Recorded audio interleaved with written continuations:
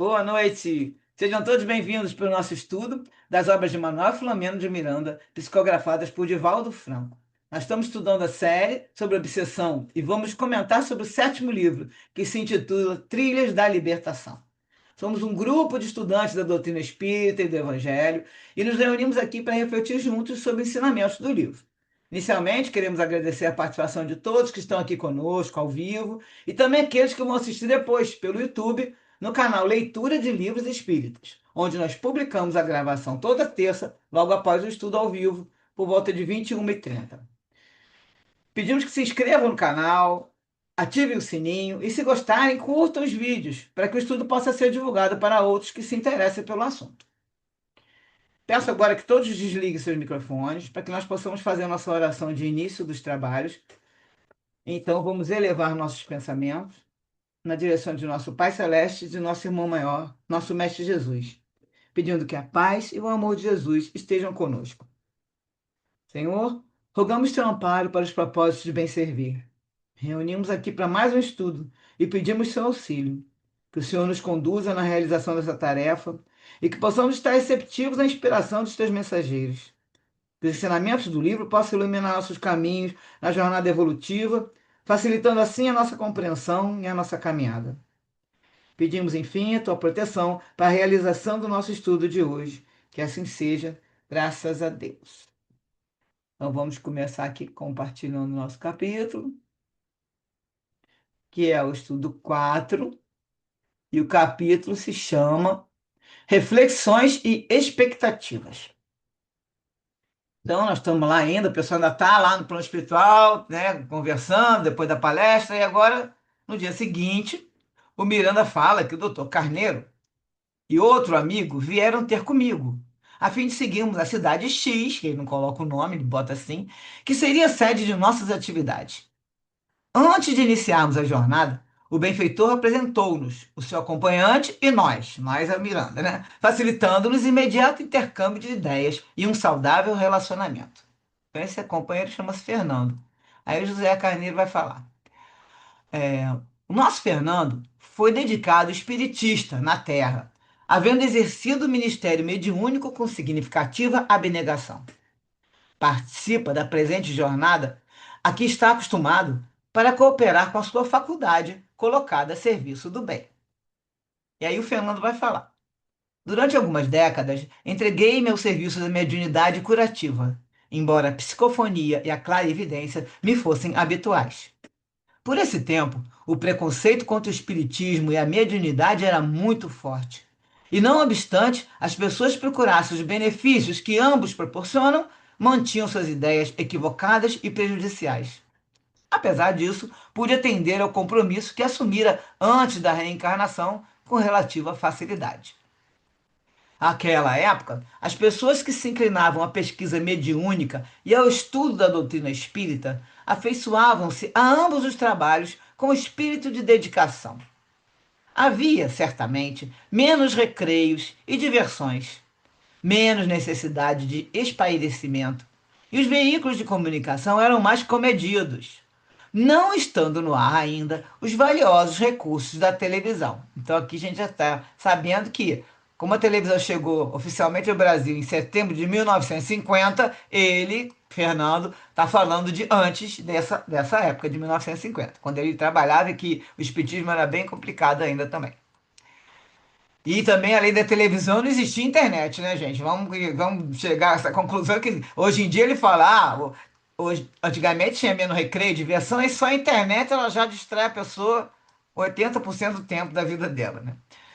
As dificuldades, que eram muitas, qual hoje ainda acontece, tornavam os interessados mais maleáveis à consolação e à fidelidade doutrinária, a vivência dos postulados aceitos e a ação da caridade ao próximo com maior entrega pessoal. Então, o pessoal era mais dedicado antigamente, né? Nesse começo aí de era.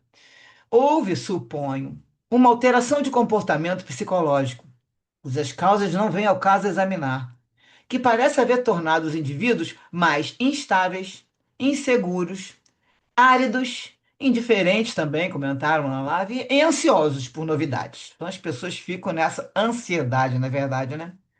com a escassez de tempo para aprofundamento do estudo espírita, tendo-se em vista as grandes exceções, observo que as adesões, apesar de numerosas, são sucedidas por deserções expressivas e variações de buscas espiritualistas e de prazeres que impedem a autodoação e a dedicação. Então ele está vendo isso aqui antes de 1950. Que ele está falando que essa época agora aqui teve um comportamento, o pessoal já estava ansioso por novidade, nesta época. Mas já tinha televisão, né? Então ele vê que mudou bastante. Ele fala que assim, uma situação, ele fala, um comportamento psicológico mudou. A mediunidade vem se tornando. Não, aqui ele está falando agora, eu tô confundindo, porque aqui, esse tempo que ele está falando aqui agora é, na verdade, o tempo que ele está falando do livro, que foi por volta de 1990. Lembra que eu falei, em 91 faria 50 anos que o Miranda estava lá. Então ele fala que agora, depois também da televisão, e nessa época ainda não tinha internet à vontade, né? 1990, o pessoal não tinha nem não existia nem smartphone. Ele diz que essa época também o pessoal já estava com essas deserções. Então tinha muita adesão, mas tinham muitas deserções. As pessoas trocavam para outras religiões, na verdade, né? Então ele vai falar que a mediunidade vem se tornando um instrumento de autopromoção, a prejuízo da qualidade ética e espiritual do fenômeno. E diversos companheiros, impressionados com eles mesmos, narcisisticamente arrojam-se às disputas, ao campeonato da projeção pessoal, perseguindo o aplauso da terra, os primeiros lugares, as competições insensatas, distantes dos sentimentos de renúncia, de verdadeira humildade, de legítimo amor. Então, está comparando também o pessoal de antigamente, que não tinha essa história de autopromoção, que estava acontecendo nessa época desses anos 90 aí, e que o pessoal estava lá já com orgulho, né? Em primeiro lugar, né? Querendo perseguir o aplauso, e aí acontecia isso nessa época. Aí ele comenta: naturalmente, no passado, ocorriam também esses fenômenos, porém em menor escala, razão porque não devemos estranhar a sua atual manifestação. Sucede que as frivolidades campeiam, os disfarces e simulações aumentam nesta área, e a indústria dos presentes, isto é, a retribuição aos favores mediúnicos, mediante doações de objetos e vestuário de uso pessoal, vem se tornando uma motivação clandestina para o envolvimento dos trabalhadores distraídos, invigilantes, né? Com o esquecimento do carinho e devotamento àqueles que não os podem recompensar. E são, como é óbvio, os mais necessitados. E aí o Fernando continua falando: não é do nosso interesse censurar ou lamentar o fato, cuja responsabilidade é individual e intransferível. O interesse, senão, é examinar e advertir os sinceros obreiros que, na mediunidade, encontram o abençoado instrumento para o serviço da autoiluminação, bem como a do seu próximo, tanto quanto para expandir a verdade entre os homens. Somos daqueles que consideram úteis todas as religiões dignas e filosofias espiritualistas, necessárias e portadoras de elevadas contribuições para o bem da sociedade. Entretanto, a viagem de retorno de um espírita a uma outra denominação religiosa surpreende-me, ao tempo em que lhe compreendo a conduta.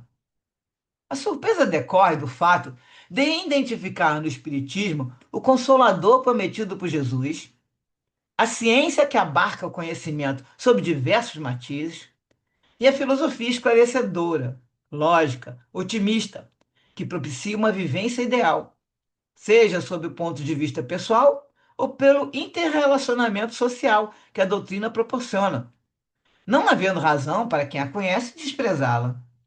Sucede, porém, que a doutrina impõe, como é natural, uma vida saudável, sem oferecer recursos para o escapismo insano, o que é um compromisso grave. E compreendo a atitude daqueles que desertam, por acreditar que eles preferem uma religião que faculte menores responsabilidades. Ou filosofias espiritualistas que se mesclam umas nas outras, apresentando propostas bizarras, variantes, compatíveis com os modismos vigentes em toda parte. Todavia, Respeito toda forma de crença e de não crença, de comportamento e de vida, buscando aprender com as criaturas e suas experiências. Vinculado cada vez mais à doutrina espírita que me concedeu paz e liberdade, ocasião de trabalho renovador e mais amor ao meu próximo. Então aqui vamos dar uma paradinha no capítulo, que é pequeno, é bem curto, e vamos para os comentários. Então lá na live a Jussara comentou que, em geral, as pessoas não abandonam o espiritismo. Elas apenas descobrem que não conseguem sustentar existencialmente tudo que a doutrina propõe. Então muitos não possuem maturidade espiritual para lidar com o fracasso. E sabendo do ideal da doutrina, desistem por não conseguir alcançá-lo. Raul Teixeira disse que o espiritismo não é para quem quer, é para quem aguenta. Ele quis dizer que a doutrina exige disciplina e grande responsabilidade moral, além de esforço para uma renovação íntima, pois o conhecimento da verdade cobra de cada um a autoria consciente de seus próprios atos. No Espiritismo, nós aprendemos as leis morais, que são as leis divinas, que regem o universo, e que somente alcançamos a felicidade se cumprirmos estas leis. Conhecer a lei divinas e a lei de ações e consequências remove a ignorância, mas aumenta o peso da responsabilidade sobre a escolha de cada dia. O Espiritismo nada proíbe, nem impõe regras punitivas externas. A doutrina espírita esclarece as leis morais e o livre-arbítrio, mostrando que cada pessoa é inteiramente responsável pelas consequências de suas próprias escolhas, sendo responsável por sua própria evolução espiritual. O progresso depende do esforço pessoal para superar defeitos e praticar o bem. Então, o Espiritismo convida o indivíduo a ser agente do seu próprio progresso. Agora, aquele que entende a doutrina e quer vivenciar seus ensinamentos precisa se esforçar para obter uma melhoria moral. Existe uma diferença em aceitar a doutrina e praticar seus ensinamentos. A frase tudo me é lícito, mas nem tudo me convém, de Paulo, na primeira carta aos Coríntios, capítulo 6, versículo 12. Isso significa que, embora você tenha liberdade para fazer muitas coisas, nem todas fazem bem, edificam ou são apropriadas para a sua vida e para os outros. Essa liberdade diz que você tem o direito de escolha e autonomia, mas tem um limite. A escolha deve passar pelo filtro da responsabilidade. O que não convém é aquilo que te prejudica ou fere quem está ao seu redor. Paulo também fala no livro de Romanos, no capítulo 7, versículo 19, porque não faço o bem que quero, mas o mal que não quero, esse eu faço. Então, isso aí vai nos demonstrar, vai mostrar que existe uma luta interna. Paulo fala sobre a batalha entre a vontade de fazer o bem e a fraqueza humana diante do erro. Ele reconhece que sozinhos todos tropeçam e fazem o que reprovam. Então a gente fala, fala, mas acaba fazendo, né? Então essa aqui é outra coisa que também desestimula, que as pessoas ficam, é, no caso, ficam sem motivação, né? Desanimadas de continuar. Porque acabam errando e aí acham que pronto, não dou para isso mesmo, né? As referências tem no livro O Evangelho segundo o Espiritismo, capítulo 17, Sede Perfeitos, quando Kardec vai falar sobre os bons espíritas. No item 4 fala, bem compreendido, mas sobretudo bem sentido, o espiritismo leva aos resultados que caracterizam o verdadeiro espírita. Não institui nenhuma nova moral, apenas facilita aos homens a inteligência e a prática da moral do Cristo, facultando fé inabalável e esclarecida aos que duvidam ou vacilam. Então, a frase que a gente já sabe de cor, né? Na verdade, isso aqui é para a gente lembrar todo dia, porque reconhece o verdadeiro espírita pela sua transformação moral e pelos esforços que emprega para domar suas inclinações mais. Então, todos nós que estamos aqui nos esforçando de alguma maneira para domar nossas más tendências, né? Para nos, assim, para ter mais conhecimento que a gente possa, inclusive, poder escolher melhor, que assim que você amplia o seu livre-arbítrio, quanto aumenta o seu conhecimento, você também tem condições de entender e conseguir escolher entre o bom e o bem, o mal. Então, escolher melhor para você conseguir realmente ter umas consequências melhores, né? Para a sua vida de agora e das próximas. Então, isso aqui que é importante a gente lembrar, que nós também, nossos esforços também são levados em conta. Que mesmo que a gente não transforme totalmente, moralmente total, a gente vai conseguir alguma coisinha e já estamos no caminho, né? Tem mais os comentários em relação desse assunto ainda, depois outros. No caso do valor de um espírita, não está na teoria que ele conhece, mas na mudança íntima e na luta diária para vencer seus próprios defeitos. Saber sobre espírito ou mediunidade não torna ninguém melhor. O aprendizado só tem valor se muda o coração, ou seja, muda a parte do sentimento, né? O esforço é contínuo, mudar exige vontade firme e decisão forte. A vitória sobre os maus hábitos é lenta. O mérito está em tentar domar suas más tendências, como o orgulho e o egoísmo, todos os dias. Agora, em relação à história da diminuição do número de espíritos, né? Então, nós temos os dados que no Censo Demográfico de 2022 do IBGE, foi divulgado no ano passado, em 2025, ele registrou que o Espiritismo tem 3,18 milhões de adeptos autodeclarados no Brasil, o que equivale a 1,84 da população com 10 anos ou mais. Isso aí é o dado que foi divulgado em 25, mas foi feito em 2022, tá? Esse número representou uma queda em relação a 2010, que a taxa era de 2,2%, ou seja, eram 3,56 milhões de adeptos declarados. Porém, alguns especialistas apontam que parte dessa oscilação pode estar ligada a uma maior diversificação religiosa, então aparecendo várias, né, igrejas, vários tipos de religiões, e também o crescimento das declarações voltadas a religiões de matriz africana, como a Umbanda e Candomblé, que em 2010 as pessoas não declaravam ainda. E a partir em 2010 foi quando foi lançado o livro Nosso Lar, muita gente foi conhecendo, né, e procurando também o espiritismo, e umas pessoas aí nessa época não falaram nada, em 2010. Só que a partir daí muitos foram se interessando, e aí começou, eles acham que pode ser que as pessoas que eram da Umbanda e Candomblé, nessa época não falaram que eram espíritas. Não falaram que era da Umbanda ou Candomblé, porque depois teve a divisão, né? Falaram que eram espíritas. De repente a queda foi por isso. As notícias foi, o que aconteceu na época da época foram assim: espiritismo cai. E parcela que recebe Umbanda ou Candomblé triplica. Mostra o censo de 2022. Aí bota que em 2010 eram 0,3 de brasileiros que eram da Umbanda do Candomblé. E em 2022 subiu para 1%. Então teve triplicou a quantidade. Pode ser que isso aqui também tenha influenciado, né? E pode ser uma migração também de quem se declarava espírita, né, por ter medo de falar que era um bandista, e também alguns, na época, se declaravam como católicos, e aí, de repente, em 2000, né, e nessa época, né, de 2022, aí já declarou, já passou para colocar só se fosse um banda, ou, no caso, candomblé também colocaram já essa classificação. Agora, em relação à história de o pessoal estar saindo do espiritismo, eu estava comentando até aqui que ontem, não, foi segunda-feira, 18, né? Foi, não, na terça-feira, dia 18 de agosto, analisando os fatos na Rádio Rio de Janeiro, o tema foi Onde está o jovem espírita?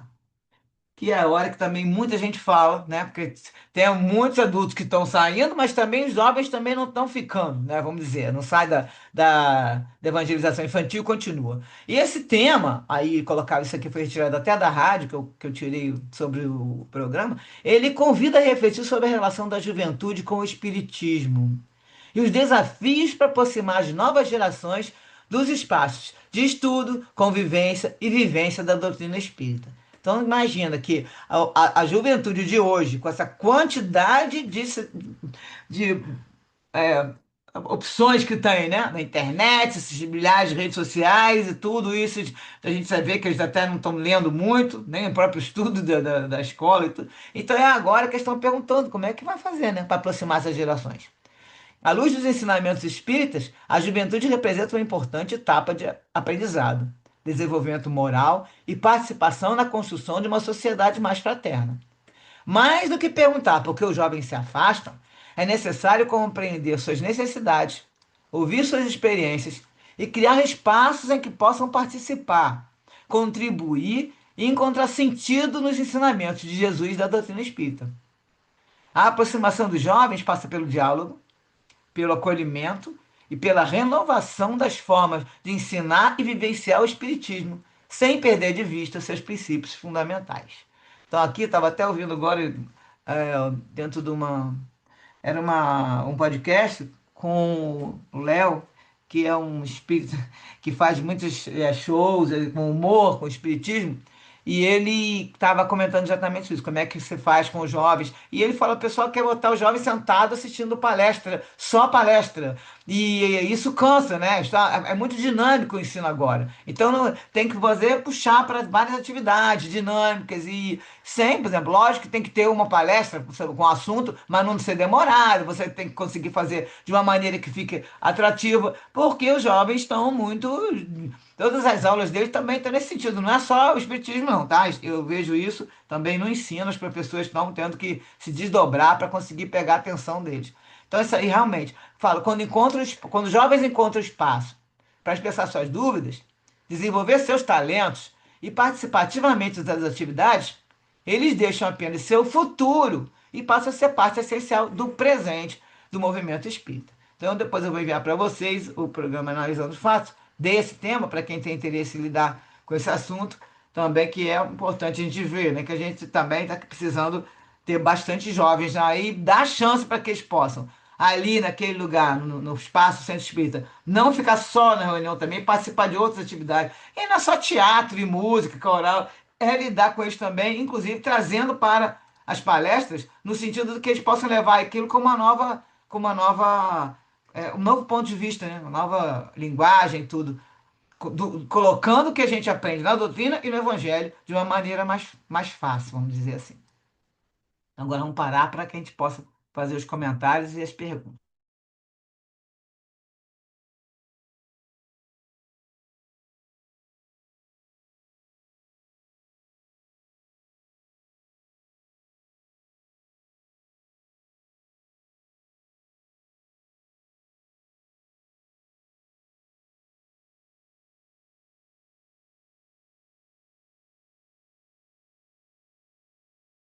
Bom, o Carlos não está aí para puxar a discussão, né? Aí eu vou ter que. Sandra, fala, por favor, me ajuda. Esse é um fato, né? A gente está vendo que as nossas linguagens, os nossos interesses, a nossa maneira de lidar com o conhecimento é muito particular hoje da nossa idade. Então, assim, não vou dizer nem da minha, né? Mas assim, de quem tem mais de 40 anos, aprendeu a estudar e a se interessar pelas coisas de uma maneira diferente do que as crianças e os jovens de hoje estão fazendo. Então, eu tenho visto também um pouco de esvaziamento, né, da juventude. E vejo isso, inclusive, na faixa dos 30 anos também, que a gente já está procurando novos talentos, porque, né, a gente já está ficando, né, eu já fiquei para titia, agora estou ficando para tivó, então, né, estamos já nessa fase precisando de jovens para isso. Então, a gente tem que se adequar. A gente precisa de ter uma linguagem mais clara, uma interação diferente e começar a observar como é que eles estão fazendo, porque a evangelização dos jovens está muito diferente da minha época, né? Não da minha época de evangelização, mas da época que eu era evangelizadora.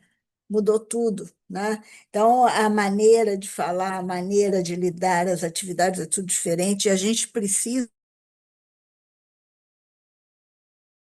É uma falha nossa não ter acompanhado esse movimento. Vamos correr atrás, gente. É o jeito. né? E não é só aí, né? Os professores também reclamam, né? Porque a gente vê aí que está todo mundo muito rápido, e querem coisas rápidas e não querem ler muito, e tem que ser formato de leitura que eles possam absorver. Porque não é só nos movimentos religiosos, mas nesse programa que eu vou passar o link para vocês, eles comentam o seguinte, que existem outros ramos de, vamos dizer, de espaço, tanto católico como evangélico, que estão fazendo umas atividades, umas dinâmicas que os jovens estão indo para lá. E tem até jovens que são espíritas que estão indo para lá, porque lá tem grupos de jovens, e aí eles fazem atividades e saem e toda outra dinâmica, mas sempre falando de Jesus. Então, assim, tá acontecendo o que ele fala no programa. Nós temos que ver o que eles estão fazendo de certo, o que está dando certo, e o que, no caso, nós não estamos usando, né? E, lógico, isso aí é mais para o pessoal que trabalha diretamente com a evangelização infantil, de jovens, e que está comentando, na evangelização não é só para criança e jovem, também para adulto, porque tem um monte de adulto que está começando, e a gente tem ali os cursos que são os básicos da doutrina, que também, se forem muito chatos, as pessoas também não aguentam, seja lá a idade que for. Então, no sentido de colocar mais que a pessoa participe, com temas mais atuais, tem temas que as pessoas não usam, são polêmicos, e aí não coloca lá. E isso tudo pode ser estudado, geralmente na Rádio Rio de Janeiro, eles abordam todos esses temas, porque é onde você tem que ver que aí eles buscam todas as perguntas dentro do livro dos Espíritos, que tem a ver com aquele tema, né? O que estava no Evangelho, o que está lá no livro dos Médiuns, na Gênesis e qualquer outro, no Céu e Inferno, eles trazem essas colocações para a gente conseguir puxar para os assuntos dos temas de hoje em dia, para não ficar com esse negócio que fica aquele dogma, aquele, ai, não pode falar, né? Então isso é muito importante, e os jovens precisam muito disso. E estão precisando de muito acolhimento, porque por todos esses problemas que estão acontecendo, eles estão se sentindo também de lado, né? Fala, Sandra. Só uma pequena complementação, eu vejo, eu dou aula no Lar de Teresa de manhã, de tarde e de noite. Eu vejo uma diferença absurda entre a linguagem que a gente pode usar de manhã, a linguagem que a gente usa à tarde e a linguagem que a gente usa à noite.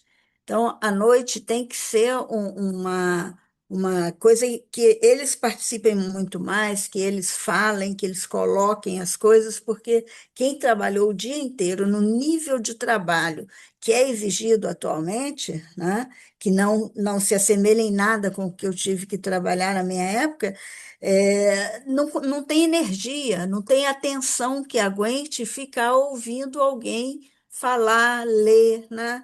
Então, assim, eu tenho visto que a gente precisa, é, nessa situação, já começar a mudar. Porque a vida é muito mais intensa hoje em dia, né? De todas essas cobranças que a gente tem o dia a dia, para você estar antenado com tudo, a pessoa se desgasta demais. Já vai chegar à noite para poder fazer um curso, como você está falando, que eu sei que a gente vai lendo, tem uns que ficam lendo o livro, aí comenta um pouquinho, às vezes vai só lendo, e o outro vai lendo também, passa pelos alunos, né, os que estão estudando ali, lendo. E isso tudo dá sono, a pessoa cansa. Não é para você ficar fazendo palhaçada lá na frente da aula o tempo todo, mas você tem que deixar de uma maneira que a pessoa se sinta à vontade de perguntar, de participar, num esquema de abrir mesmo, porque às vezes, não está saindo do tema, vamos voltar, está saindo. Você vai, tenta esclarecer, agora mais aqui, voltando à nossa aula, então tudo depende. E isso tudo, gente, é só na prática. E de acordo com o feedback da turma, como a Sandra está falando. Né? Nós estamos fazendo curso lá também sobre o livro Céu e Inferno. E montou-se lá um programa que nós estamos fazendo mais ou menos seguindo, mas nós nunca fizemos o curso e nunca teve ninguém para dar esse curso lá no Francisco de Paula. O que que acontece? A gente tenta fazer do jeito que a pessoa fale, aí o outro participe, aí daqui a pouco nós estamos passando tarefa para os alunos também, que cada um fale um pouco do que está dos exemplos dos espíritos, e tudo isso está sendo uma experiência para todos, que nós estamos colocando ali e esperando a resposta, né? É uma dinâmica que está precisando de feedback de todo mundo. Já perguntamos, fizemos lá uma enquete lá, como é que tá bom, se o tempo tá bom, se tá a quantidade de conteúdo. Então isso também poderia ser feito. Aqui até no programa colocaram, eu lembrei agora, o seguinte, colocar assim, por que que não, que questionário, até o Eduardo vai lá e fala, olha, você me deu uma boa ideia, por que que não botou no programa, naquele dia, porque não tinha nenhum debatedor jovem, jovens. Ele falou, "Mas por que que não levaram os jovens para perguntar a eles o que que eles querem no programa?" E aí ele falou, não, até que dei ideia, porque que estava lá eram as pessoas que. A Miranda, que está sempre junto, que é até charada do nosso Miranda aqui, Maria de Fátima Miranda, e mais dois ali que trabalhavam com com os jovens. E aí temos que ver o seguinte, então traz eles. Aí o apresentador, que é o Eduardo, falou: na próxima nós vamos fazer um programa que vem os jovens. Traz eles para cá e vamos tentar conversar com eles, o que que eles dão de ideia. Porque é isso que as casas deveriam fazer, tá? E que eu sei que não acontece. Agora, existem casas que estão fazendo um trabalho maravilhoso. Eu mesmo estou doida para participar de um, e ano que vem, esse ano não deu, ano que vem eu vou participar como voluntária, lá em São José do Rio Preto, que é um trabalho que eles fazem acampamento com os jovens. Pegam jovens de 12 a 18 anos, e chama acampamento, conexão espiritual. Inclusive vai católico também e evangélico, um ou outro, né? Porque a preferência, lógico, para os que estão na casa fazendo trabalho. E é um trabalho lindo, eu estou assim fascinada, eu fico acompanhando eles, né, no Instagram, e já falo com as meninas, já converso com elas. Tentamos fazer alguma coisa, trazer esse projeto para o Rio, mas não se consegue falar com ninguém. Eu já procurei algumas casas, algumas coisas assim, mas é porque no Rio já tem comércio, tá, tem isso, tem aquilo. Então é difícil, porque é um empreendimento grande, são 3 dias de acampamento com jovens, então não é para qualquer um. Mas o projeto existe, está prontinho lá com a quantidade, já com o tipo de oficina que pode ser feito. E eu, se Deus quiser, ano que vem vou ser voluntária lá. Já me candidatei, só que esse ano não deu e realmente ficou confuso. Mas é uma coisa legal que está fazendo. Então, todos dizem que os jovens todos se modificam, saem de lá outras pessoas. Tem criança que muda, lá todo mundo chora junto, porque acabam. Mas os pais não podem estar, só os jovens, entendeu? É um bom exemplo. Fala, Sandra Ferreira. É, eu estava pensando aqui, né? Eu nunca dei aula e tal, então, mas eu penso nessa questão de como que será hoje em dia, né? Para os jovens e tal. Eu tive uma experiência de uma peça de teatro que eu fui, e isso até estou pensando numa coisa assim similar para cursos que envolvem jovens, né?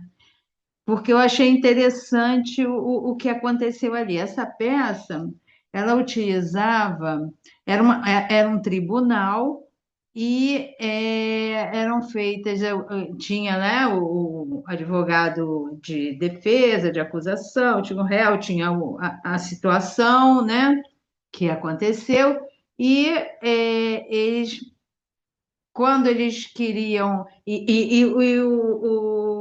a plateia era o júri. E como é que a plateia se comunicava na hora de responder alguma pergunta? Pelo celular. Então, tinha lá as questões, a gente votava em uma daquelas respostas possíveis, né? E aparecia o resultado. Deve ser um sisteminha ridículo, mas, assim, nada de difícil. Então, mas o que eu achei interessante é que, por exemplo, uma peça de teatro, que a gente geralmente vai assistir de uma forma passiva, ali a gente interferiu e, inclusive, conversava com as pessoas do lado, né? Assim, é, trocava, né? Impressões, né? Falava o que achava, quer dizer, uma coisa assim bem diferente, assim, uma experiência assim bem interessante. E aí eu estava pensando, né? Para a questão assim de jovem, tem que colocar um celular no meio, porque está acostumado, né? Não é que gostem, faz parte, entendeu? Mas assim, as pessoas, né? Mais de idade, né?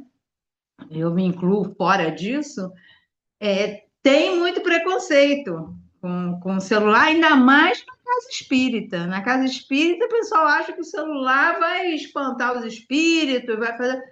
É um absurdo, né? Porque qualquer equipamento acontece lá primeiro antes de acontecer aqui, né? Então não vai ser um celular que vai atrapalhar. Eu não acredito que atrapalhe, entendeu? Não acredito, mas tem muita gente que acha isso. Então, é assim, uma coisa que poderia ajudar, né? Eu pensei nessa forma, né, de engajar, né, os jovens até em questões dessa natureza, né? De através, por exemplo, estava usando o celular, que é uma coisa que tá muito, né, na vida deles, né? Tá na vida de todo mundo, mas na vida deles, assim, é uma coisa, é um apêndice, né? E também poderia até ajudar justamente, porque eles estão, a gente vê, né, grupos de jovens, eles conversam com o celular na mão, né? Assim, olhando para o celular, né? Então, assim, poderia incentivar a também. Não adianta querer tirar celular de jovem, isso é um delírio. Achar que vão impedir de usar ou querer afastar. Não tem jeito, pelo menos por enquanto. Não existe essa possibilidade. Eu não vejo. Pode Mas ser que dependendo tenha, eu não vejo. das atividades, a gente, nesse acampamento mesmo, eles não usam, tá? E aí estão em Sim, atividade aí é o outra tempo história. todo. É porque é muita atividade dinâmica, então eles não param. Tem teatro, tem eles fazendo, Sim.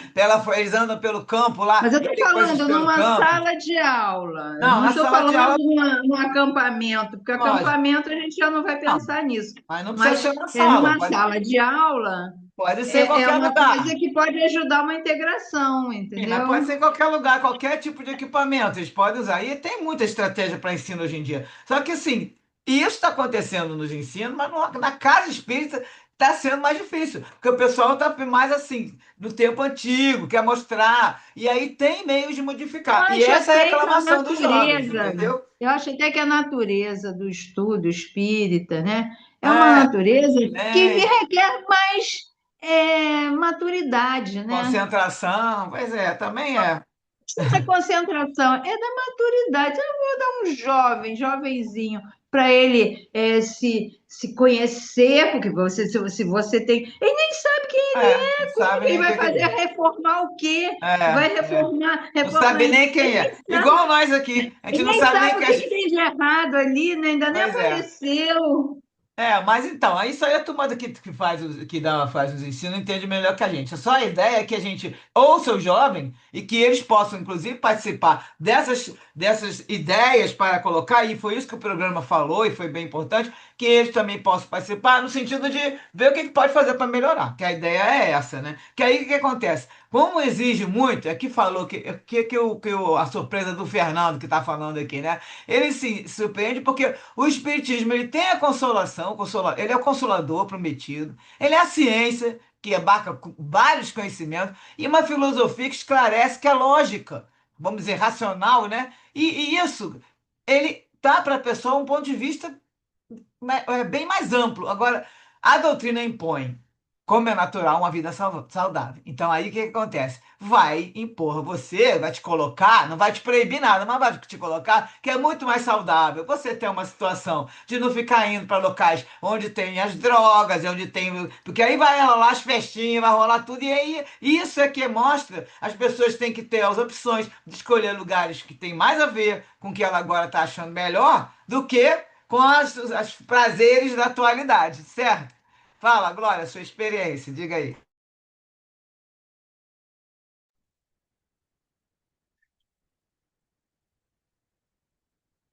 Posso falar? Não estou ouvindo Fala, você. fala.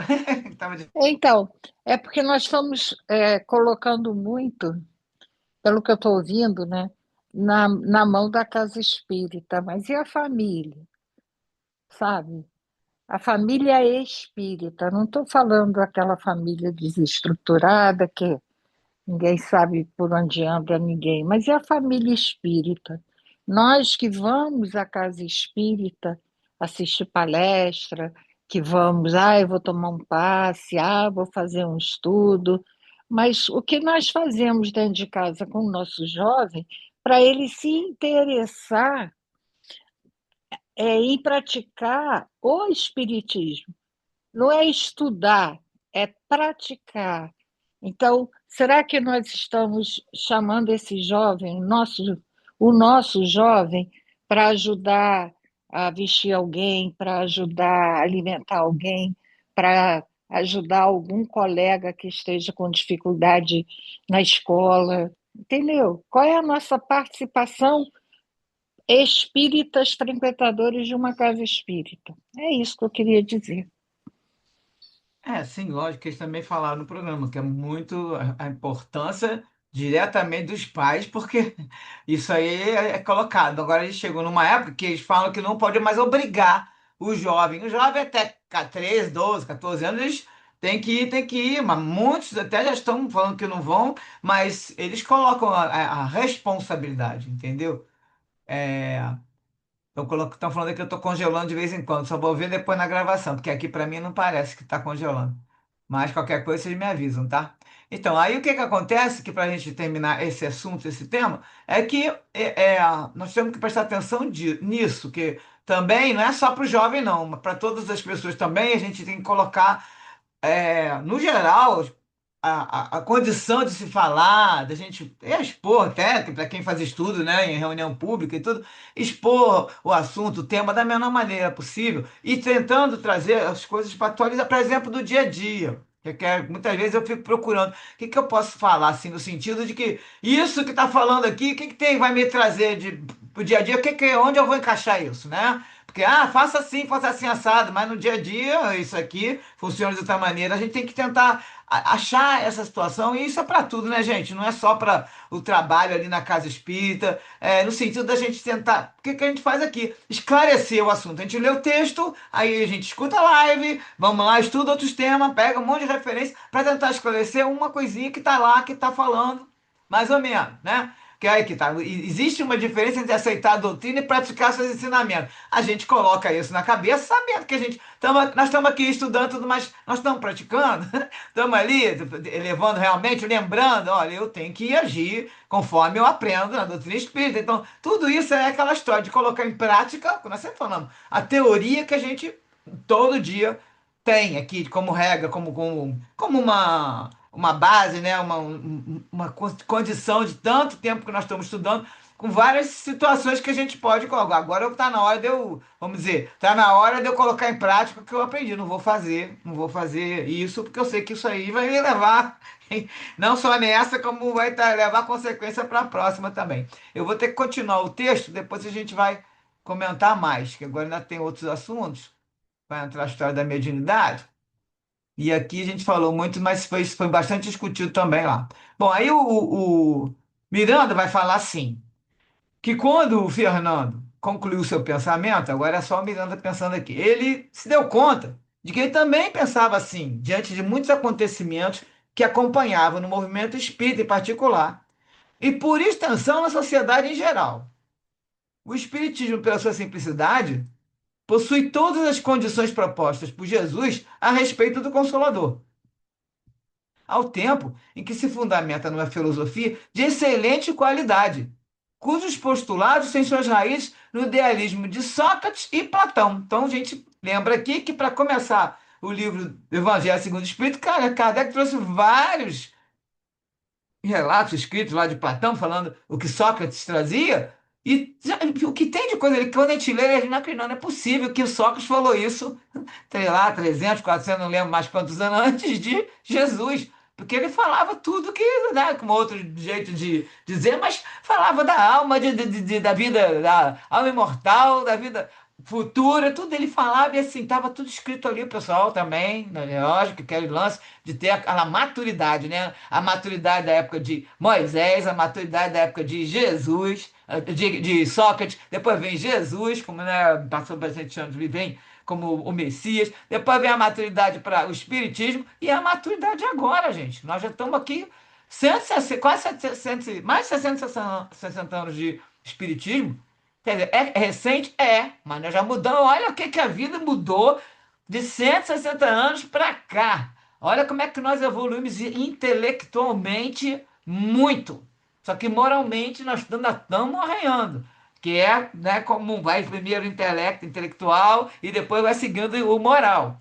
Mas, de qualquer maneira, agora temos uma condição de olhar, de estudar mais. Muita gente está procurando de esclarecimentos espíritas, porque vai lá na internet, olha uma coisa, olha outra, né? Tem filmes que abordam isso, vários filmes hoje em dia. Então, é uma coisa que ele fala, o Espiritismo já vem trazendo isso, né, desde muito tempo. E aí, considerando um homem um ser integral na sua complexidade, faculta-lhe a conquista da plenitude mediante o esforço pessoal. A plenitude seria a evolução, né? Chegar lá no máximo, mediante o esforço pessoal, intransferível. Não tem como a gente evoluir por ninguém, né? Não vamos fazer ninguém evoluir, nós temos que nos esforçar para a nossa evolução. E aí não adianta, para justamente ser um homem ser integral, um ser humano que ele fala ser integral, né? Sempre, acenando sempre com a possibilidade de conquista de novos e mais elevados patamares na escala da evolução que o aguarda. Então, nós temos essa escala da evolução que dizem que vai ser, vai direto, né? Não vamos ficar, nós não vamos chegar à perfeição absoluta, mas vamos chegar à perfeição relativa, né? Diz Jesus que a gente vai fazer, pode fazer igual a ele ou mais. Então, nosso caminho está traçado ali, ó, ali não tem jeito. É o destino de todo mundo, tá? Todos nós vamos chegar a espírito puro. E aí o Miranda pensa assim, né? Tá ali reflexionando. Em nossas conversações frequentes com os mentores, sempre eles percebíamos a natural preocupação com os companheiros encarnados, portadores de responsabilidade na área espírita. Que aqui mais ou menos ele quer lidar mais com o pessoal que trabalha com a mediunidade, né? Esses que se deixam distrair pelas querelas inúteis e debates injustificáveis na defesa de ponto de vista doutrinário. Daquele negócio tal da pureza doutrinária que ficam brigando um lado. Foi, não falou assim, tu falou assado. E ficam debatendo, em vez de ir lá e trabalhar, né? E fazer, colocar aquilo que eles estão falando na prática. E tomam rumos estranhos pelos desvios de rota, descuidando-se do essencial em favor do secundário. Por outro lado, observo que esse comportamento apaixonado na área espiritual e num grupo reduzido de alguns que professam a doutrina torna-se mais expressivo e grave no comportamento social que envolve as massas e os jogos de interesse. Esses jogos de interesse assumem proporções imprevisíveis, levando os indivíduos à agressividade, à violência, assim liberando as altas cargas das paixões inferiores, filhas diretas do egoísmo. A dedicação, com fidelidade e firmeza de caráter a qualquer causa, é sempre um grande desafio ao homem, especialmente por exigir-lhe vivência do ideal esposado com tolerância para com todos quantos lhe compartem ou não a opinião. Então, é você ter tolerância com todo mundo, mesmo aqueles que têm a mesma opinião ou não. Isso a gente vê hoje em dia, não só em relação à religião, nós estamos dentro desse furacão aí que é ninguém com tolerância e me respeitando a opinião do outro, o que o outro pensa, o que o outro tem de religião, o que o outro tem de ligação política. E isso está acontecendo direto hoje em dia. É um grande desafio, porque nós temos, é o nosso exercício diário, exercitar nossa tolerância com as pessoas que não pensam como nós. Ninguém está dizendo que nós somos os certos, não. Mas cada um tem o direito de pensar do jeito que quiser, e aí ele não tem a mesma opinião, cada um vai respeitar para poder continuar a sua vida, porque sempre foi assim, até um tempo atrás, né? Cada um respeitava. Tinha muita briga por causa de futebol. Agora, de uns anos para cá, a situação ficou muito crítica, porque todo mundo brigando com todo mundo, que não quer saber. O outro tem que pensar igual, e aí já fica com raiva. Você pensa assim, você não presta, ou você tem problemas aí já mais sérios, que a pessoa já vai, com, às vezes, com ofensa. Então, realmente, é um desafio para o homem. E essa vivência do ideal, que a gente tem, o ideal de quê? De firmeza de caráter, nós estamos aqui o ideal da doutrina espírita, então vamos vivenciar isso com tolerância para com todo mundo que não compartilha a mesma opinião. É de considerar, entretanto, que na atual conjuntura do planeta, em face da paisagem moral daqueles que o habitam, essa ocorrência se faça normal. Então, chegando à conclusão que nós estamos aqui porque a gente está aqui e nada acontece por acaso, nós estamos aqui porque a gente merece ainda estar aqui e não, a paisagem do planeta é essa: turma de prova e expiação e espíritos medianos para inferiores nesse sentido, e essa ocorrência vai ser normal.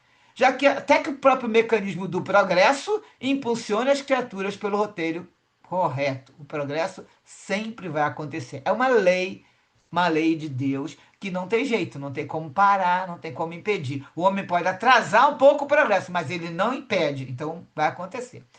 E aí o Miranda termina dizendo que o amigo Fernando percebeu que ele estava pensando nas reflexões silenciosas, e aí despertou ele gentilmente para a hora que se aproximava.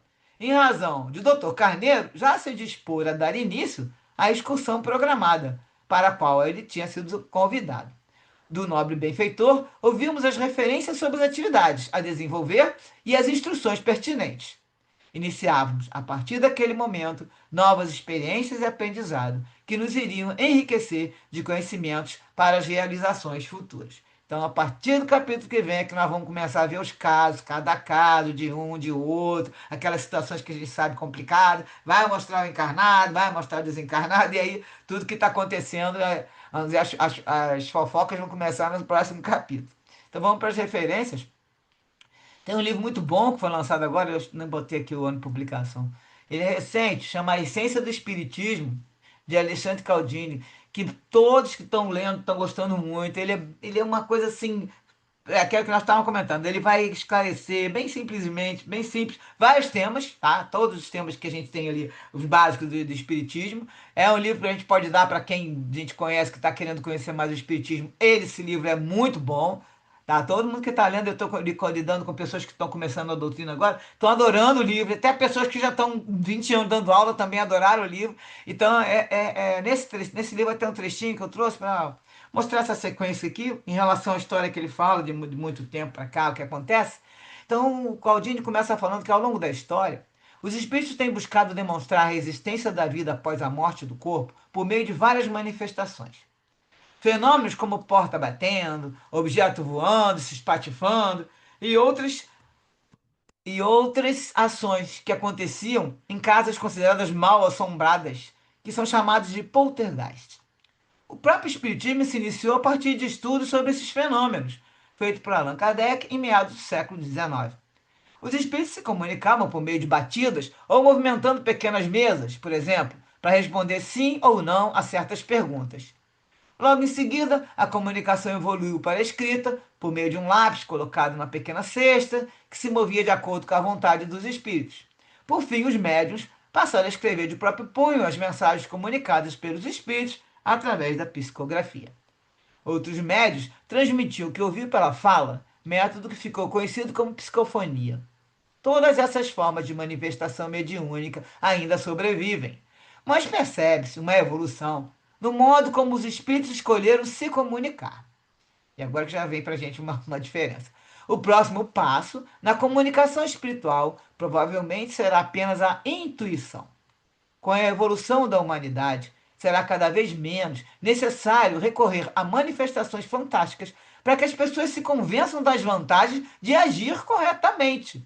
Que é esse que é um grande objetivo, né? A pessoa vai começar a compreender melhor as leis divinas e vai conhecer também, né, a doutrina e vai ver que tem ações e consequências, e aí a pessoa começa a agir corretamente. E aí o Caldini termina falando que é por isso que vemos cada vez menos materializações. Aí ele colocou esse símbolo aqui, ele foi feito um desenho, né, que ele fez, que coloca, no passado, tinha muito desses atitude de poltergeist, de materialização, aí logo no início, depois vem a materialização, a tipologia, que são essas batidas, e a psicografia. Seguindo, a psicografia foi se acumulando, aí foram estudando, fazendo as reuniões, veio a psicofonia, também, que aqui está no presente, né? A psicografia e a intuição. Então, o tempo vai passando, presente para o futuro. Isso aqui ainda estamos tendo hoje em dia muito, né? Continuamos, e não estou falando que vai terminar. Mas, o que acontece? É que se coloca que no futuro, o que vai acontecer? Que aí seria já a gente já saindo da transição e entrando na época da regeneração, que o planeta vai estar numa situação, numa vibração bem melhor. Os habitantes todos dessa época aí, não são, e são vários espíritos que falam isso, médiuns também que recebem essas comunicações, e os habitantes da Terra vão ter a consciência mais ampliada. E a mediunidade vai se manifestar por intuição. Então, vai se manifestar na maioria das pessoas. Todos vão estar com a consciência mais ampliada e estar, lógico, mais sensíveis, né? A percepção mais aumentada. E aí a mediunidade vai se manifestar por intuição. Então, nós vamos receber as inspirações dos bons espíritos e vamos desenvolver as intuições. Daí a gente vai agir mais corretamente, vai errar menos. Lógico. Então, daí que começa a ter essa psicosfera do planeta com essa energia da parte da regeneração, do mundo de regeneração, ela muda completamente, gente. A pessoa fala, ah, não, vai demorar. Sim, vai demorar, porque nós já estamos muita gente aqui, né? Essa geração nossa ainda muito aqui do mesmo pensamento, quando está vindo agora, nascendo outros, e estão vindo, mudando, como se fala lá no capítulo 18 da Gênesis, que tem que explica lá os tempos são chegados. Vai acontecer que vai modificando, todos vão abrindo e vão ficando com a consciência maior, já nasce até com mais, assim, mais atribuições, atributos de mediunidade também, essas atribuições mediúnicas, e aí a mediunidade vai ser ampliada e vamos todos ter mais facilidade na comunicação com o plano espiritual. Dizem que a gente vai conversar com nossos irmãos, nossos parentes, nossos entes encarnados, naturalmente, como algumas pessoas fazem, né? Aqueles médios bem ostensivos. Mas é isso aí que nos espera, né? Segundo muitos, muitos já estão escrevendo e confirmando.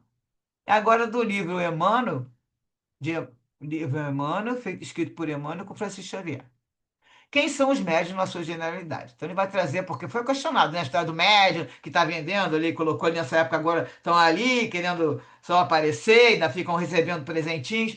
E aí o Emmanuel fala isso, pena que eu não peguei o ano também, mas já tem muitos anos, que os médiuns, em sua generalidade, não são missionários na acepção comum do termo.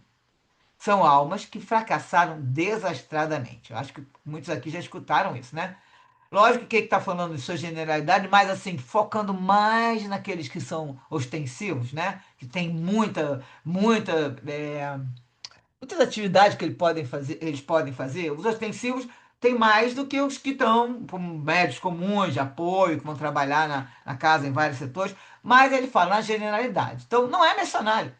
São almas que fracassaram desastradamente, que contrariaram sobremaneira o curso das leis divinas e que resgatam, sob o peso de severos compromissos e ilimitadas responsabilidades, o passado obscuro e delituoso. O seu pretérito, muitas vezes, se encontra enodoado de graves deslizes, de erros clamorosos. Quase sempre são espíritos que tombaram dos cumes sociais pelos abusos do poder, da autoridade, da fortuna e da inteligência, e que regressam ao orbe terráqueo para se sacrificarem em favor do grande número de almas que desviaram das sendas luminosas da fé, da caridade e da virtude. São almas arrependidas que procuram arrebanhar todas as felicidades que perderam, reorganizando com sacrifícios tudo quanto esfacelaram nos seus instantes de criminosas arbitrariedades e de condenável insânia. Então, olha só como é que fala isso aqui, a gente para pensar, né? Todos nós aqui somos médicos, então, não, missionário, nós temos casos, lógico, né? Missionário temos vários exemplos, Chico Xavier, Nivaldo, entre o Divone Pereira, e tem um monte aí que a gente, né, sabe que existiu, que existe. Só que acontece o seguinte, esses são os missionários. A grande maioria está aqui resgatando, porque o pretérito foi cheio de deslize, com erros clamorosos, gente. Então, eles vêm para cá para eles, né, ou nós viemos aqui, viemos para cá para poder conseguir reorganizar com sacrifício aquilo. Então, estamos aqui para tentar ajudar o próximo, né? Que aí pelo menos dá uma limpadinha naqueles erros do passado e a gente consegue reparar, porque é justamente passa pelas três fases. Você reparar primeiro arrependimento, aí a pessoa vai para o plano espiritual, se arrepende aqui, vai para lá. E também tem a sua expiação moral, aquela dor moral, vem aqui e depois tem que reparar. E para reparar é meter a mão na massa mesmo. No livro dos Espíritos, temos na pergunta 123, por que Deus permite que os espíritos possam tomar o caminho do mal? Teriam esses médios, né, que saem do bem, vai para o mal. Vai ser o exemplo do livro, nós vamos ver a partir da próxima semana, um dos exemplos mais fortes, mais sérios. E a resposta é que a sabedoria de Deus está na liberdade de escolher que ele deixa a cada um. Então, livre-arbítrio, cada um tem.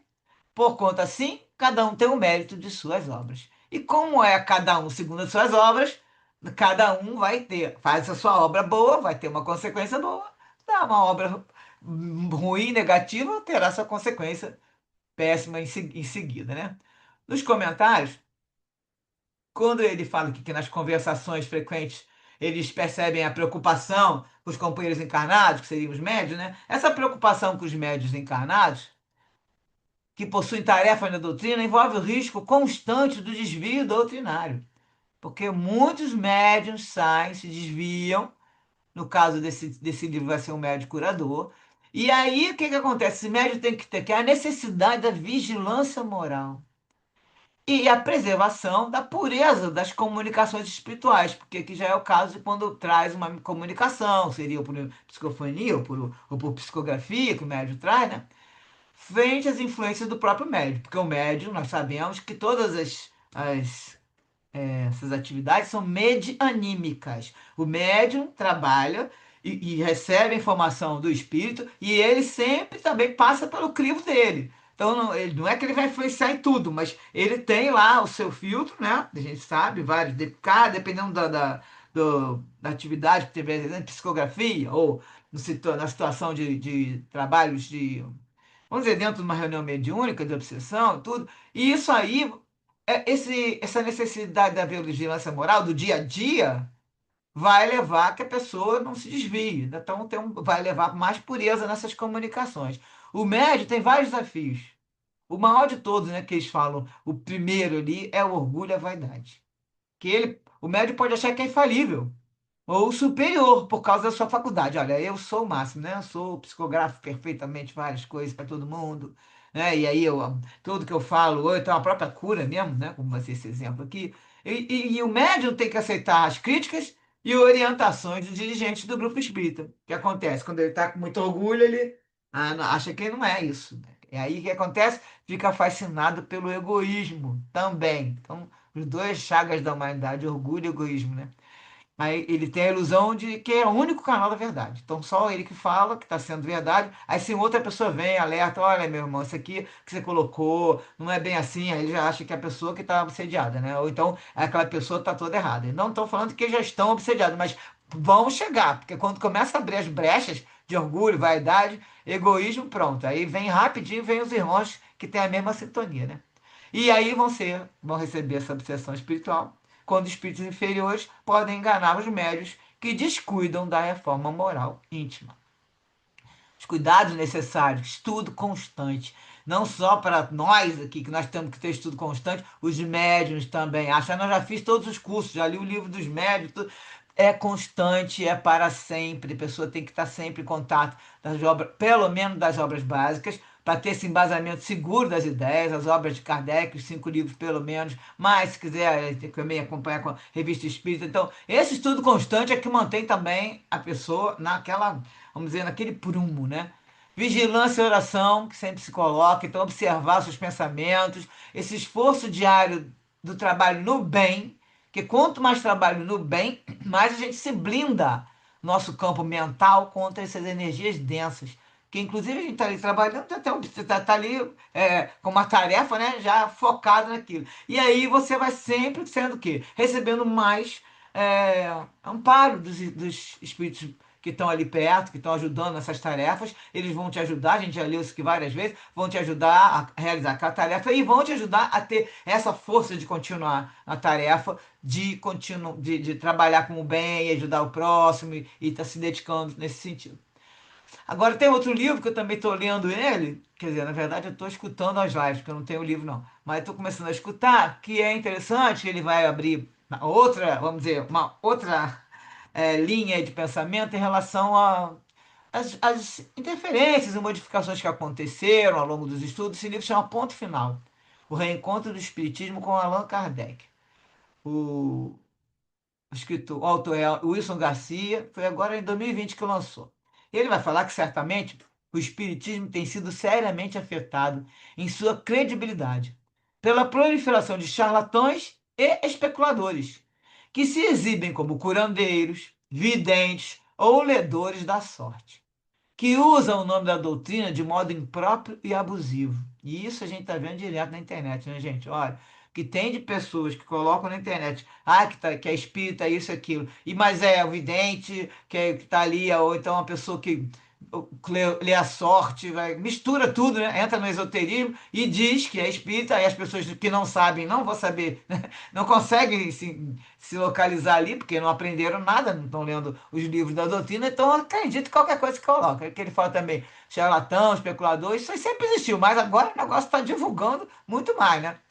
Então, essas coisas assim, elas contribuem com descrédito. Também tem publicação de panfletos e livros repletos de mensagens estranhas carregadas de um anacrônico misticismo religioso. E aí não tinha internet, né? Não tinha WhatsApp para ver aquelas mensagens e YouTube para cada mensagem que aparece, que bota estranha nisso com todo o misticismo e tudo, lá tá colocado dizendo que é espírita. Ó, você clica no YouTube, ainda mais que a gente vai, que tal do algoritmo, vai trazendo para você tudo que tem a ver com o assunto. O que aparece para mim são as coisas mais estapafúrdias que existem.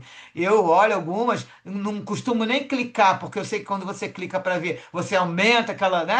Como a gente fala aqui, você vai avisar lá que dá um ok, o que for, ou se você está visualizando, já aumenta o interesse. Então, quando eu vejo no título, bom, título, qualquer título que chama logo atenção, já é uma coisa que a gente eu já não costumo entrar. E aí, pelo tema lá, olha, ó, não dá para você ver, porque tá na cara que uma pessoa que está divulgando o treino espírita nunca vai botar um título daquele para fazer um estardalhaço, para atrair vamos dizer, atrair uns ouvintes para poder ganhar like, né? Então, assim, isso acontecia aqui em 90, não existia muita divulgação, não tinha rede social, então aconteceu essa história aí, eram livros, panfletos, com mensagens estranhas, temperado com supostas revelações e profecias apocalípticas. Tem muita profecia apocalíptica aí, né? Na época da pandemia, então, não sei se vocês lembram, foi assim, foi uma enxurrada. Isso anunciado por entidade de origem ou categoria heterogênea. É necessário acrescentar a este pandemônio a proliferação de obras de tendências espiritualistas ou esotéricas que rondam as áreas limítrofes do pensamento espírita. Então, tudo que fala em espírito, pronto, o pessoal já acha que é espiritismo e vai. Tem livros, obras sobrando, um monte de obra, né? E em cujas páginas desponta, de maneira velada ou explícita, a afirmação de que superam o espiritismo. Aí a gente escuta hoje em dia falar que o espiritismo tem que ser atualizado, que Kardec tem que ser atualizado. Não no sentido de mostrar que a ciência mudou e que tem coisas que Kardec escreveu que já estão mais que defasadas, mas é para mudar, né, o pensamento, porque agora as pessoas pensam diferente e a gente sabe que tem muita gente também trabalhando nesse sentido. Porque são supostamente portadores de conhecimentos mais atuais ou modernos. Todo esse caos semântico e conceitual afeta em maior ou menor grau a marcha do movimento espírita, desde suas origens até os dias atuais, na França e em outros lugares da Europa, assim como no Brasil e em inúmeros países do continente americano. Quem já foi em Paris, quem foi na França, já tem amigos que já estiveram lá no lugar onde era a livraria lá, a gente fica impressionada, porque não tem nada ali. Você olha lá no cantinho, parece que tem um livro de Kardec lá, parece que tem uma foto de Kardec, mas na verdade é tudo de esoterismo, misticismo, porque foi assim, desde aquela época, que foi, tudo se modificou. E aí tem um histórico todo grande, já estudado. Tem na Universidade Federal de Juiz de Fora, eles estão fazendo, estão pegando as cartas que Kardec escrevia, né? Estão traduzindo, fazendo vários trabalhos e ali mostra uma sequência de problemas que não é no caso aqui da gente comentar. Mas, de qualquer maneira, já aconteceu muita situação que afetou, né, o movimento espírita, a marcha dele, e nós estamos aqui, pelo menos, para poder manter a parte da doutrina que a gente considera racional, né, e considera que tem que seguir em frente, que é o nosso trabalho aqui de estudo, né? Pelo menos a gente está conseguindo estudar uma sequência. Bom, no livro Mediunidade e Sintonia, de Emmanuel com Chico Xavier, capítulo 10, que chama Em torno da mediunidade. Ser médium não é simplesmente fazer-se veículo de fenômenos que transcendem a alheia compreensão. Acima de tudo, é indispensável entendamos na faculdade mediúnica a possibilidade de servir. Aí agora está a frase-chave de toda a doutrina espírita, que é a gente servir. Fora da caridade não há salvação. Salvação significa o quê? Salvação já escutei numa palestra, achei perfeito. Salvação significa evolução. Então, fora da caridade não tem evolução. A gente não vai evoluir espiritualmente se não praticar a caridade. Como é que vai praticar? Servindo. A faculdade mediúnica te dá a possibilidade de servir. Pessoa que está trabalhando no centro como voluntário tem a possibilidade de servir. Ele pode não ser médio de atuar lá nas mesas, ou atuar nos estudos, mas está ali funcionando como uma pessoa que está ajudando ao próximo no sentido de que ele possa também fazer parte e estudar e divulgar a doutrina. Então, compreende, a gente tem que compreender que essa faculdade mediúnica, ela é característica de todas as criaturas. Então, é que se coloca, nós somos todos médiuns, porque todo mundo sente a presença de maior ou menor grau, de uma influenciazinha, alguma coisa que está no ar, no ambiente. A pessoa pode ser mais sensível ou não, mas todos têm essa faculdade.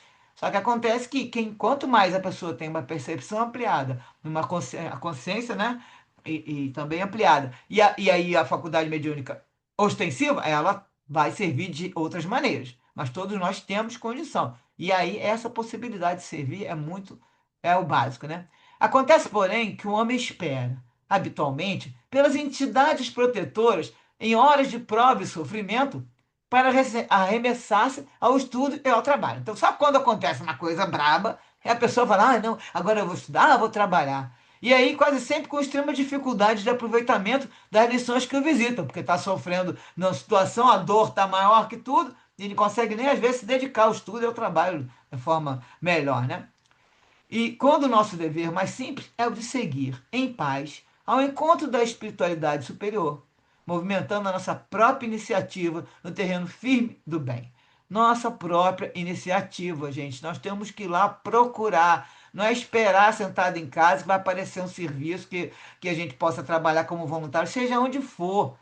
Não pode ficar esperando, tem que ir lá procurar, vai lá e chega no lugar. Ou na internet hoje em dia tem vários, você bota no Google assim, trabalhos voluntários, vão aparecer vários sites, você faz coisa até em casa, ajudando, ensino, educação. Tem que ter essa movimentação, essa iniciativa para trabalhar e servir no bem. Porque qualquer coisa que você faça para ajudar uma outra pessoa, você está trabalhando no terreno firme do bem, como está colocado aqui. Então, essa iniciativa tem que ser, a gente tem que se movimentar. Ele fala, seguir em paz ao encontro da espiritualidade superior, que é você que tem que ir lá. Não é esperar nenhum, como colocou ali atrás, nenhum irmão evoluído que vem aqui para te chamar. A gente leva uns puxões de orelha de vez em quando, mas a nossa obrigação é procurar. Todos os aprendizes da fé podem converter-se em médiuns da caridade. Então aqui está o ponto. A gente vai virar pelo menos médiuns da caridade. Vamos ajudar de alguma maneira, sendo aquele que vai intermediar entre o que tem, o que não tem, o que pode, o que não pode, e que a gente está ali trabalhando, metendo a mão na massa, né? Através da qual opera o Espírito de Jesus, de mil modos diferentes, em cada setor da nossa marcha evolutiva. Ampara teus semelhantes e encontrarás a melhor fórmula para o desenvolvimento psíquico seguro. Na plantação da simpatia, por intermédio de uma simples palavra, estabelecemos em torno de nós renovadora corrente de auxílio. Não aguardes o toque de inteligências estranhas à tua, para que te transforme no canal da alegria e da fraternidade a benefício dos outros e ti mesmo. Podes traduzir a mensagem do Senhor onde quer que te encontres, aprendendo, amando, construindo e servindo sempre. Porque acima dos médiuns dessa ou daquela entidade espiritual, desse ou daquele fenômeno que muitas vezes espantam ou comovem, sem educar e sem edificar, permanece a consciência e o coração devotados ao supremo bem, através das quais o Senhor se manifesta, estendendo para todos nós a bênção da vida melhor. Bom, aí você parece que o último aqui eu vou deixar para a gente comentar, porque esse aqui é um textozinho de mediunidade também. Vamos ver se a gente eu mando para todo mundo depois, tá bom? Vou dar uma parada, porque senão não dá tempo de a gente comentar. Já é 10 para as 9. E aí, podem comentar agora. Eu vou aproveitar e falar, vocês estão me ouvindo? Estamos? Estão me ouvindo? Então, vou Sim, tá aproveitar e vou ouvindo falar, bem. tá? Porque eu estou na rua, né? Eu vou aproveitar e vou falar rapidinho. Essa questão do estudar é muito importante, né? Quanto mais a gente estuda, mais confiança, mais tranquilidade a gente tem, e o conhecimento não nos deixa cair na enganação, né? A gente não, a Sultane não falou da quantidade de canais na internet, né, de vídeos de pessoas, de charlatães, né, que inventam absurdos, né? Tem canais no YouTube que eles usam imagem, foto do Chico Xavier, coloca a foto do Chico, conta história, fala que é psicografia de gente famosa e não é coisa nenhuma. E aí é, é, é uma mentirada e engana quem não conhece, né? Então, quando você estuda, você não se deixa levar, você já desconfia. Já de cara você desconfia, tem alguma coisa errada aí nessa história. E você observa a quantidade de visualização que o canal tem, é uma coisa absurda. Não vou nem falar o nome, que é para vocês não irem lá engajar. É um absurdo, gente. É lamentável o que se faz, né? Mas isso é de propósito. A gente vive num mundo de expiações e de provas, né? Então é para isso. O que a gente tem que fazer é isso, é aprender, estudar, para que a gente não caia nessas enganações, né? Porque o que existe de coisa nesse mundo para nos tirar do conhecimento é muito grande, né?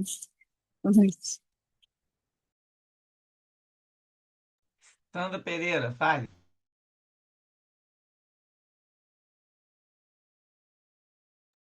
É só rapidinho. Como a Carla falou, nós estamos num planeta de provas e expiações. Quem somos nós? Espíritos pouco evoluídos ainda, né? Então, aqueles que vêm nesse trabalho mediúnico são aqueles como nós que são, né, têm ainda mais dificuldades, né, para acertar que a gente, e aí ganham esse presente que é a mediunidade.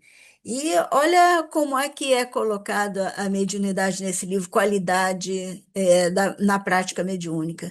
No complexo mecanismo da consciência humana, a paranormalidade desabrocha, alargando horizontes da percepção em torno das realidades profundas do ser e da vida. A mediunidade, que vive latente no organismo humano, aprimora-se com o contributo da consciência de responsabilidade e mediante a atenção que o exercício da sua função bem direcionada lhe conceda.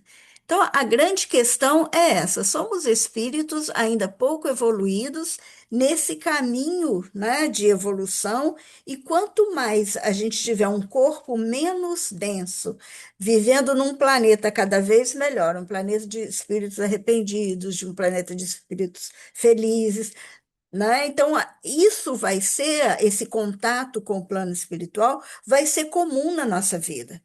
Hoje, né, é um desafio. E esse desafio, né, ele vem como uma possibilidade de elevação quando a gente está muito comprometido, né?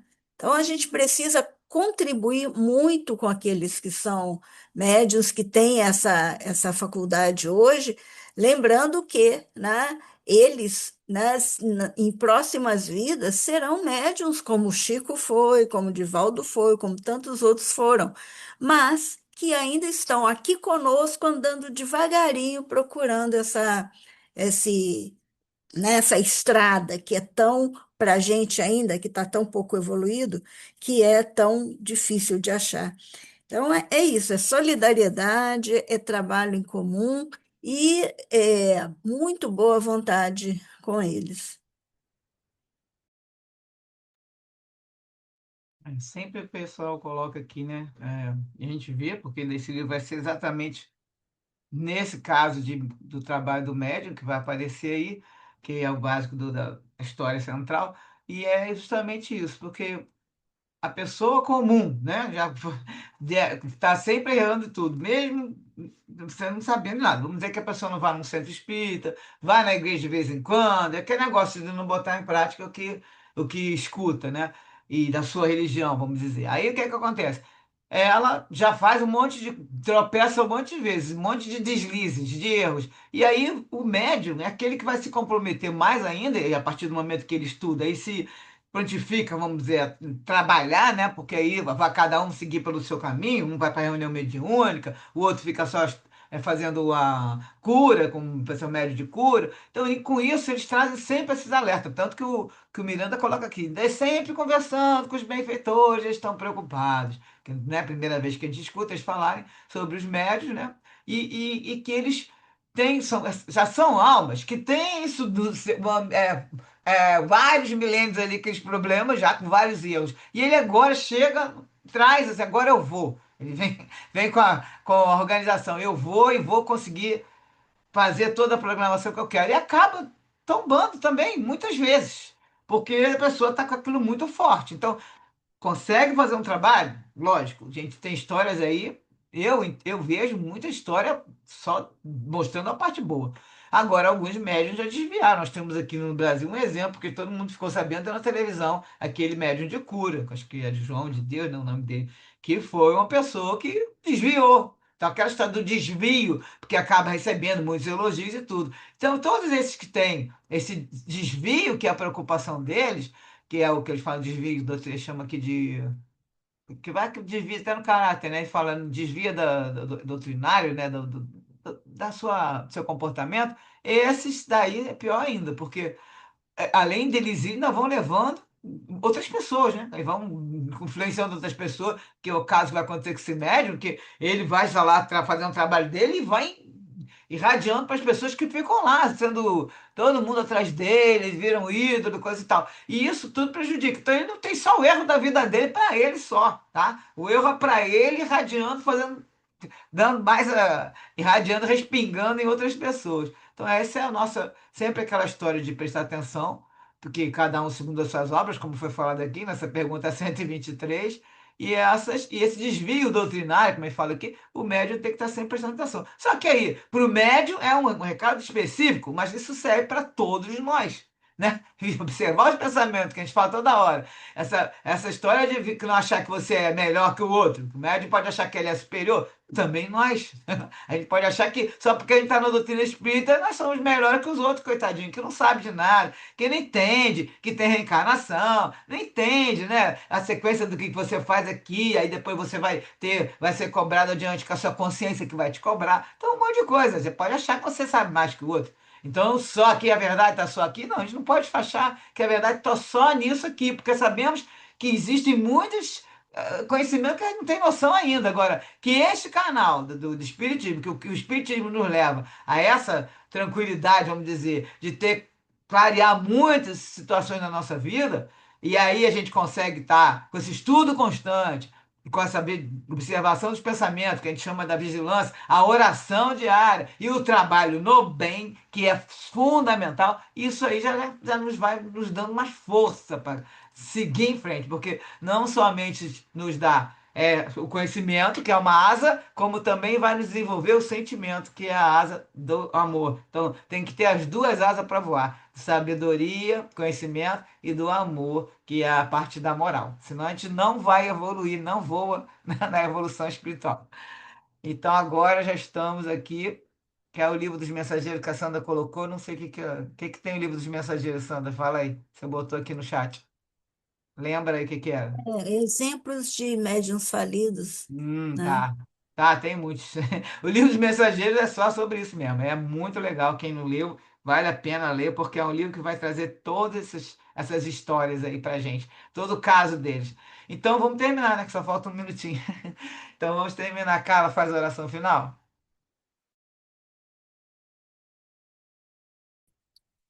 Vamos lá. Vamos elevar nossos pensamentos e agradecer a Deus por esse estudo, por esses momentos de congregação.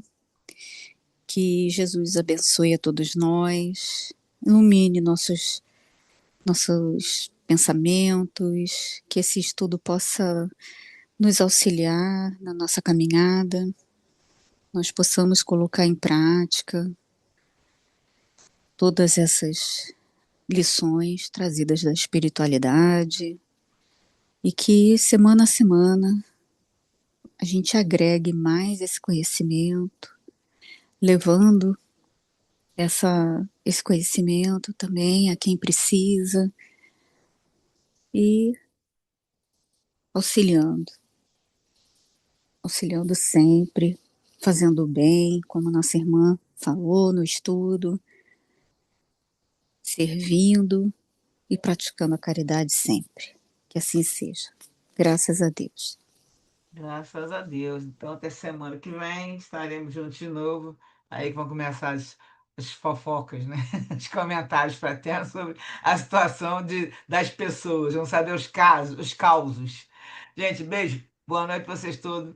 Até Boa semana que Tchau, noite. vem. boa noite. Boa noite Beijo. a Tchau, tchau. todos. Obrigada, Su, mais uma Ah, vez. Obrigada, obrigado. Su. Boa noite a todos. Tchau.